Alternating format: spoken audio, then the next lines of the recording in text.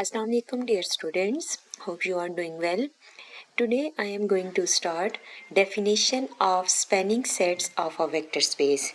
Let S is equal to V1 V2 set of vectors up to so on Vk like finite set of vectors be subset of a vector space V. S is equal to V1 V2 V3 up to so on Vk be subset of a vector space V. Be subset of a vector space V.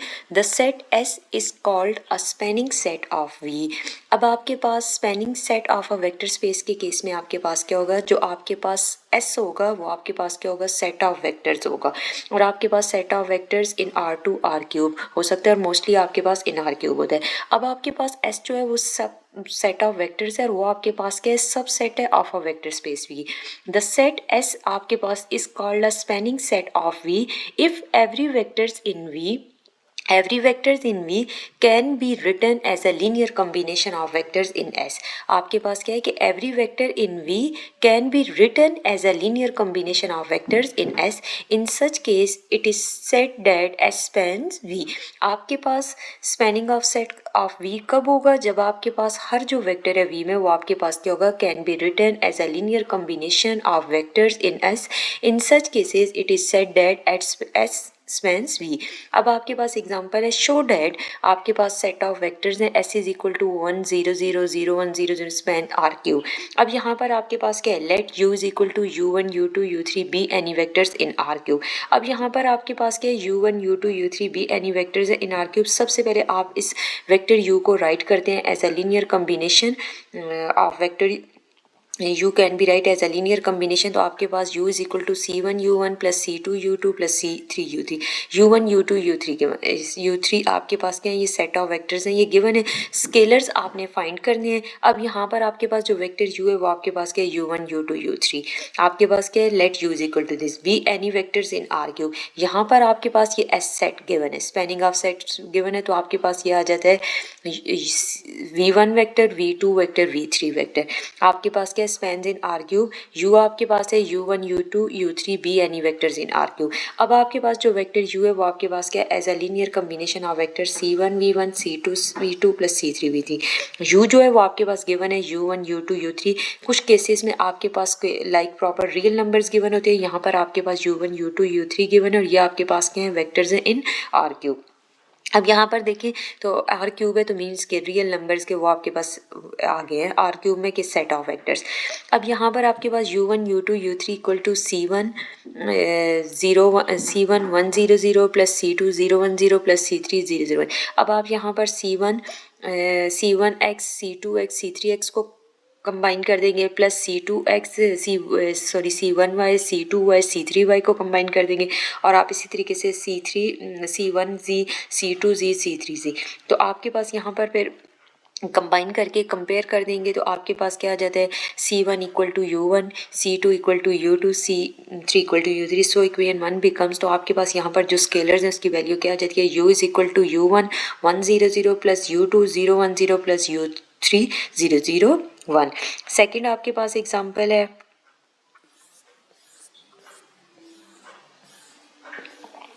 आपके पास क्या है कि the set S is equal to 1x x square spans P2 like P2 means polynomial 2. अब यहाँ पर आपके पास S जो सेट है वो आपके पास क्या है 1x0. आपके पास क्या है, सेकंड डिग्री पोलिनोमियल है. तो सेकंड डिग्री पोलिनोमियल के अकॉर्डिंग जो आपके पास जनरल फॉर्म होती है वो आपके पास क्या होती है, सेकंड A0 x की power 0 plus A1x plus A2 x square. अब यहाँ पर आपके पास क्या है, x की पावर 0 1. अब यहाँ पर आप देखिए A0 आपके पास 1 आ जाता है, आपके पास जो B कोफिशिएंट A1 कोफिशिएंट है वो 1 है और आपके पास जो A2 कोफिशिएंट है वो भी 1 है. तो आपके पास 1x x square span polynomial 2. अब आपके पास क्या एनी P ऑफ x यहाँ पर पोलिनोमियल क्या गिवन है, ax plus bx plus cx square in P2 can be written as A1x की पावर 0 होगा. ठीक है। यहाँ पर आपके पास x की पावर 0 होता है तो x की पावर 0 ऑलवेज इक्वल टू 1 है। तो आपके पास आ जाता है p of x is equal to a plus b x plus c x square. तो ये जनरल, अब the spanning set in above example are called spanning set of R cube. तो आपके पास वही बात आ जाती है। सबसे पहले p ऑफ x आपके पास जनरल पोलिनोमियल गिवन है। s आपके पास क्या है कि यहाँ पर Spence p2 because any polynomial function. तो आपके पास यहाँ पर आ जाता है a आपके पास इक्वल टू 1 आ जाता है, कोफिशिएंट लाइक बी एक्स वो भी 1 आ जाता है और सी भी कोफिशिएंट आपके पास 1 आ जाता है।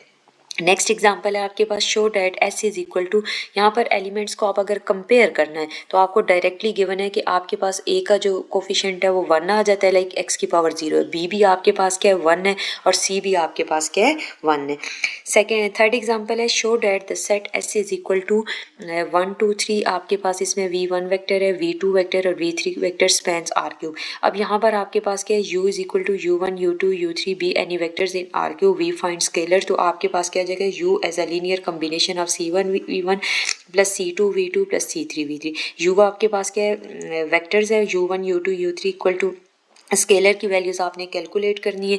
तो आपके पास यहाँ पर जैसे C1 आपके पास इन आर क्यूब है तो आपके पास एक्स वाई जी, ये जो आपके पास वेक्टर्स गिवन है v1 वेक्टर तो आपके पास स्पेंस आर क्यूब में तो आपके पास 3 उसके अकॉर्डिंग अब C1 x C2 x C3 x को आप कंबाइन कर देंगे, फिर प्लस का साइन यूज़ करेंगे क्योंकि आपके पास जो गिवन वेक्टर्स हैं एज अ लीनियर कॉम्बिनेशन में।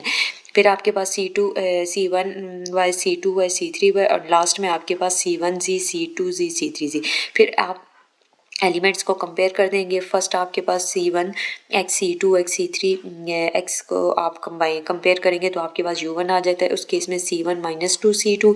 फिर सेकंड जो इक्वेशन बनी है 2C1 plus C2 equal to u2, 3C1 plus 2C2 plus C3 equal to u3। अब यहाँ पर आपके पास जो थर्ड एग्जांपल है इसमें आपके पास देखिए जो आपके पास सिस्टम ऑफ इक्वेशंस बनी है ये आपके पास क्या है non homogeneous system of equations है। सबसे पहले जो गिवन सिस्टम है इसको आप मैट्रिक्स फॉर्म में लिखें और मैट्रिक्स फॉर्म में लिखने के बाद आप इसको कन्वर्ट कर सकते हैं, राइट कर सकते हैं in augmented matrix form. Augmented matrix form में आप इसको कन्वर्ट करके फिर आप इसके ऊपर रोज ऑपरेशन अप्लाई करके आपके पास जो वैल्यूज़ हैं उसको आप कैलकुलेट कर सकते हैं। अब सबसे पहले यहाँ पर देखें आपके पास से आ जाता है C3 आपके पास आ जाता है। यहाँ पर सबसे पहले आपने ऑगमेंटेड मैट्रिक्स की फॉर्म में लिखा है। फिर यहाँ पर आपके पास A11 के जो बिलो एंट्रीज है 2 और 3 है, 2 और 3 को 0 बनाने के लिए आपने क्या करना है R2 माइनस 2 R1 और R3 माइनस 3 R1 तो आपके पास 0 होगी। अब यहाँ पर आपके पास A2 2 1 है तो आपके पास इसकी बिलो जो एंट्री है 2 इसको 0 बनाने के लिए आप क्या करेंगे। अब यहाँ पर देखें आपने सेकंड कॉलम के 2 को आप 0 करना चाह रहे हैं लाइक थर्ड रो और सेकंड कॉलम है तो आप इसके लिए यूज़ करेंगे रो 2 को। तो यहाँ पर R3 माइनस 2 R2 करेंगे तो आपके पास 0 हो जाएगा। अब आप यहाँ पर देखें corresponding system of linear equation को आप कंपेयर करते हैं तो यहाँ पर C3 आपके पास किसके इक्वल आ जाता है minus C3 U3 minus U2 plus U1। तो माइनस को आप जब दूसरी साइड पे ये मल्टीप्लाई करेंगे माइनस के साथ तो C3 आपके पास सिंपल आ जाता है 2U2 minus U1 minus U3। फिर आप C3 की वैल्यू पुट करते हैं 1 में तो आपके पास C1 का आंसर आ जाता है। फिर आपके पास सेकंड इक्वेशन के केस में आप C3 की पुट करते हैं, C3 की वैल्यू सेकंड इक्वेशन में सब्स्टिट्यूट करते हैं तो C2 आपके पास आ जाता है। तो आपके पास यहाँ पर जो स्केलर्स हैं वो आपके पास क्या है कि आपने फाइंड किया स्केलर तो C1 का जो आंसर आता है वो U1 plus 4U2 minus 2U1 minus 2U3।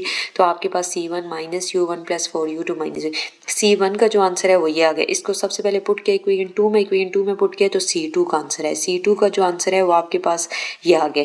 फिर उसके बाद इसको पुट किया है C2 के बाद फिर C1 के लिए आपने इसको सब्स्टिट्यूट किया तो आपके पास -2 यहाँ पे U2 माइनस U1 माइनस इसके अकॉर्डिंग सॉल्व किया तो आपके पास आंसर आ गया। तो आपके पास इस केस में जो एग्जांपल 3 है ये आपके पास क्या है कि S पेंस R क्यूब।